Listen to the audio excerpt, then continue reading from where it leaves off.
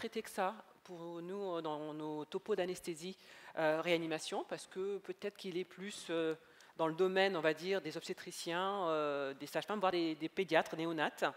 Mais néanmoins, on est partie prenante.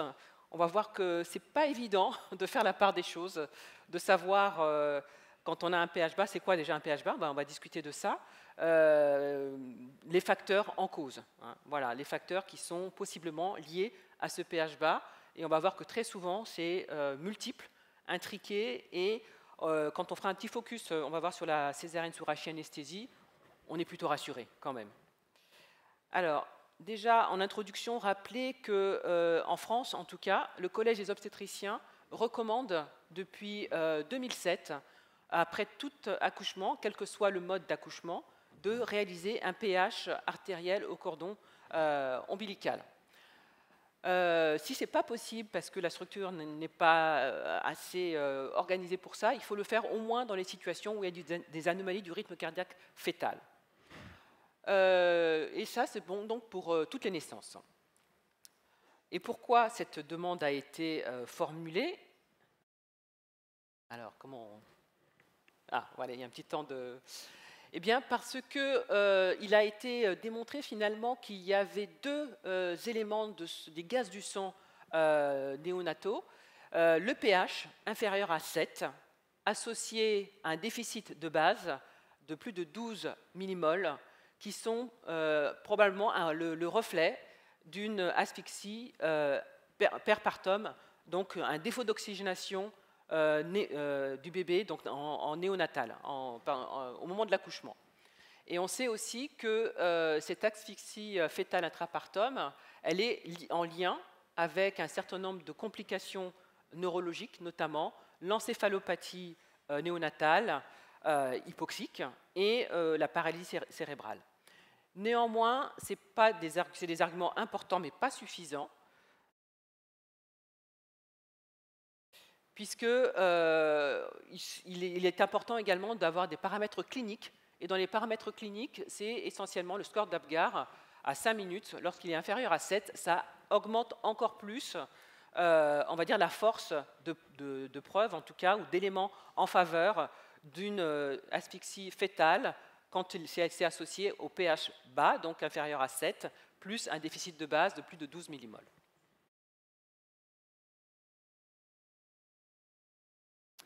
Alors, pour rappel également, peut-être les valeurs moyennes et limites des gaz du sang néonataux, gaz du sang artériel au cordon à la naissance. Les éléments importants, ben, ça va être le pH, bien sûr, avec ici donc la moyenne et puis les valeurs limites, la PCO2 également, et puis le déficit de base qu'on a ici avec les limites supérieures qui deviennent pathologiques, on va dire, en sachant que la PO2, on en tient peu compte parce qu'elle est souvent abaissée dans ce contexte néonatologique. Donc, ce n'est pas un élément qu'on va prendre en compte. La PC2 va être importante pour faire la différence entre une acidose métabolique et une acidose respiratoire. Et puis, les lactates, alors, on n'en a pas parlé tout à l'heure dans les éléments importants pour faire la preuve d'une asphyxie en perpartum. Néanmoins, les pédiatres s'en servent quand même pas mal pour voir l'évolution notamment néonatale, donc s'il y a eu une détresse néonatale précoce à l'accouchement, de voir comment va évoluer ce bébé. Ils se servent quand même des lactates, et puis dans certains centres, c'est difficile d'avoir des gaz du sang totaux, donc il y a quand même des éléments qui sont importants à suivre sur le lactate. Donc, on retiendra que l'acidose néonatale, elle est considérée comme modérée quand le pH est inférieur à 7,15 et qu'elle devient sévère à grave quand elle est inférieure, le pH est inférieur à 7. Néanmoins, on observe quand même que moins de 1% des nouveau-nés sont dans cette situation. Alors vous voyez, c'est pas simple à dire quelle est vraiment l'origine de cette baisse du pH. Dans la littérature, il y a un certain nombre de facteurs qui ont été mis en avant, qui sont possiblement impliqués, mais comme vous voyez, qui peuvent être souvent associés. Alors, il y a des facteurs fœtaux. avec essentiellement, quand on a des anomalies du rythme cardiaque fœtal, des situations qui renforcent le risque d'avoir un pH bas, la prématurité, le retard de croissance intra-utérin, le terme dépassé également, l'hypotrophie, le sexe masculin, voilà, donc il y a une fragilité masculine par rapport à ce risque-là, et puis d'autres facteurs également.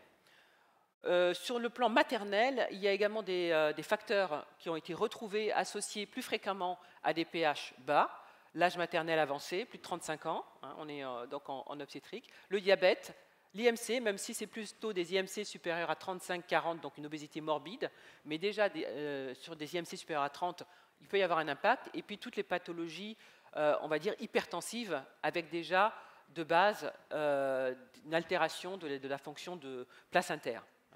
Donc c'est des situations qu'on peut retrouver assez fréquemment. Et puis il y a les facteurs obstétricaux qui sont importants également, en tout cas nombreux.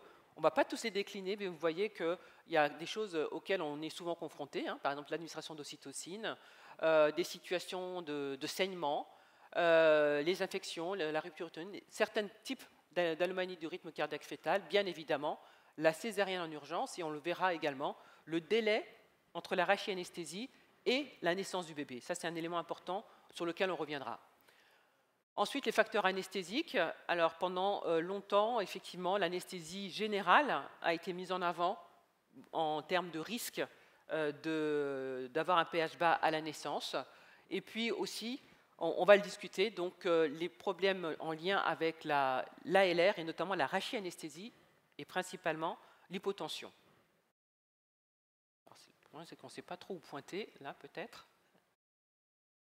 Alors, attendez, hop, il faut revenir en arrière. Donc, un pH artériel bas, en plus associé à des complications de l'acidose néonatale encéphalique notamment, ou cérébrale, eh bien, même si ces deux éléments-là sont présents, dans 63% des cas, il n'y a pas de facteur de risque identifié. Donc, on a le pH, on a les issues néonatales, malgré tout, on n'arrive pas à identifier de facteurs parmi, par exemple, ceux qu'on a décrits ici.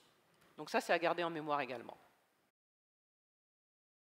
Alors, la césarienne sous rachianesthésie, hein, le principal problème pour nous, ça va être cette hypotension induite par la rachianesthésie, par un tas de mécanismes, notamment la vasoplégie, donc la vasodilatation artériolaire, la compression orthocave associée qui va faire une diminution du débit cardiaque maternel, une baisse des pressions artérielles également.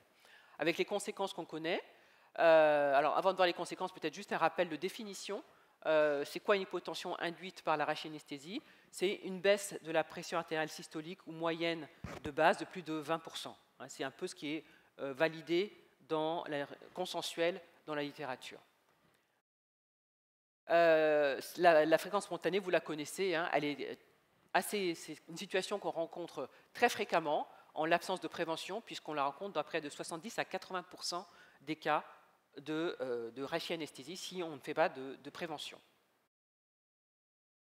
Alors les conséquences, justement, donc, on s'adresse à la maman et au bébé. Donc d'abord les conséquences maternelles.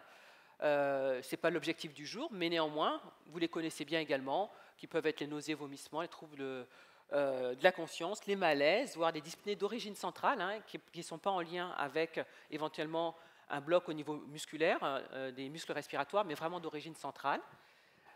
Et puis les conséquences fétales du fait de l'hypoperfusion placentaire, avec la possibilité d'induire une acidose fœtale et d'avoir également un état clinique avec un score d'Apgar bas à la naissance. Tout ceci est vrai, mais on sait aussi qu'il y a des éléments qui sont extrêmement importants. C'est d'une part la sévérité de cette hypotension, lorsqu'elle est au-delà de 20% des valeurs de base, que ce soit pour la pression artérielle systolique ou la moyenne, mais quand on est au-delà à 30%, on est vraiment dans la sévérité. On est significatif quand on est à 20%, quand on est en dessous de 30%, à 30 ou 30% ou en dessous, on est dans la sévérité de cette hypotension. Et la durée est également un élément important. On sait que ce qui va être déterminant, c'est le temps pendant lequel les patientes vont rester en hypotension, dans cet état d'hypotension. Je suis désolé, ça n'avance pas très bien avec... voilà.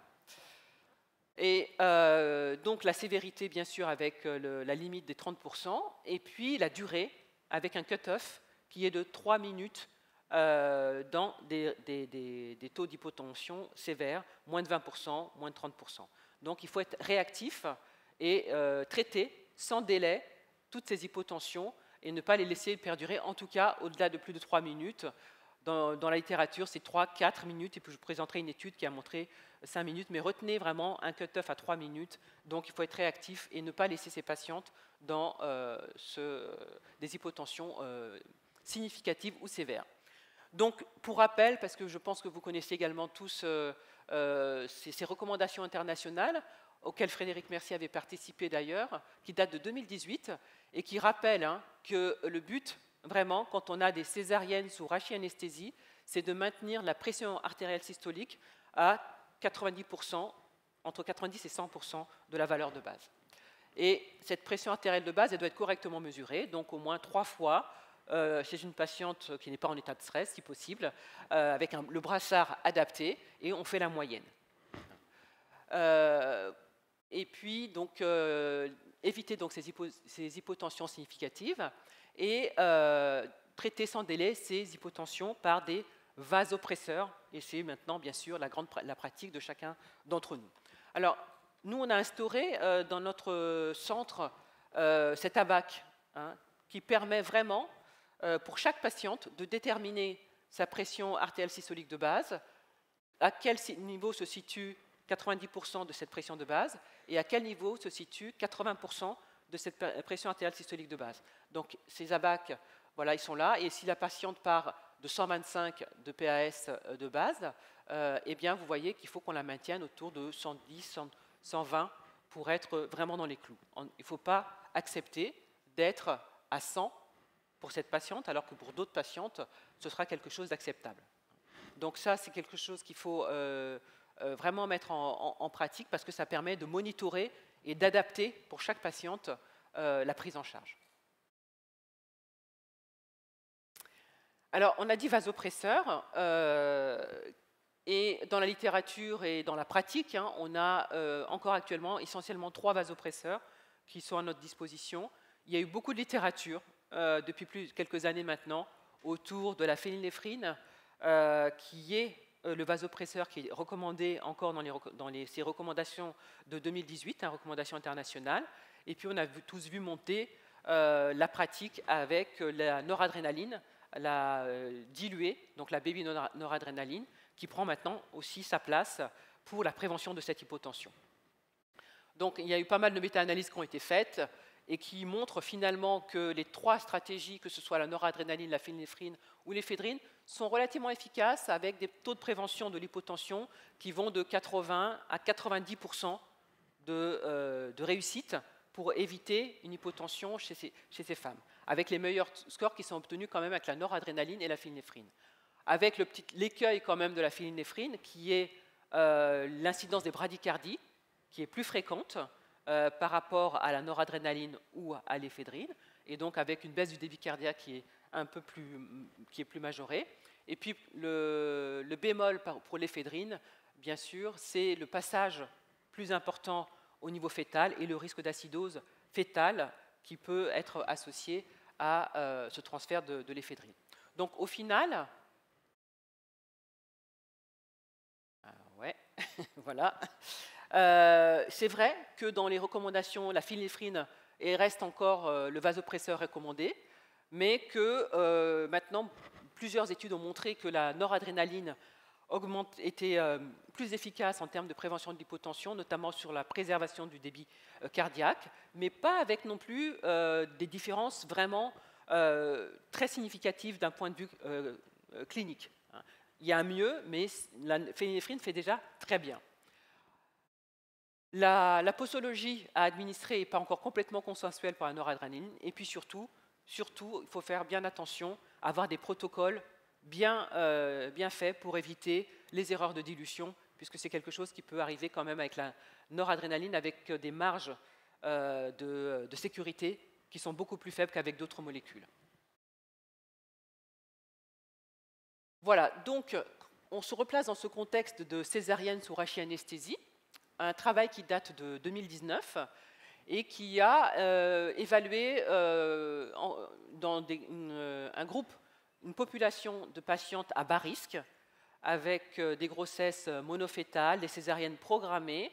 Ils ont identifié, on va voir, 5 catégories de pH anormaux, on va dire de pH bas, et regarder un petit peu, en fonction de leur prise en charge, quelle était l'incidence de ces pH bas dans leur population. Alors, cette population, vous voyez, ça s'est passé sur 10 ans. C'est un centre en Israël de niveau 3 où ils ont inclus 3000 patientes qui sont des patientes qu'on a classiquement chez nous, 31 ans d'âge moyen, des nullipares pour 32% d'entre elles, sans comorbidité.